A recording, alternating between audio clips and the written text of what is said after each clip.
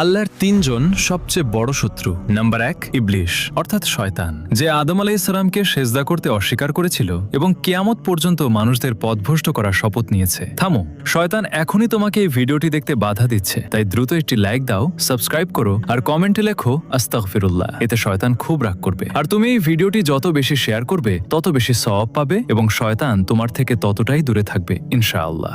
Number 2, তোমার নিজের নফস অর্থাৎ তোমার ভেতরের মন্দ ইচ্ছাগুলো, যা তোমাকে মন্দের দিকে টানে এবং গুনাহের দিকে ঠেলে দেয়। নাম্বার 3, দুনিয়ার মোহ অর্থাৎ যখন মানুষ ধন সম্পদ ও খ্যাতির মোহে খুব বেশি ডুবে যায় এবং আখিরাতের কথা ভুলে যায়। তাই ভাবুন, যদি আপনি এই 3 শত্রুর ওপর বিজয়ী হতে পারেন তবে শয়তান আপনার কোনো ক্ষতি করতে পারবে না এবং জান্নাত আপনার হবে।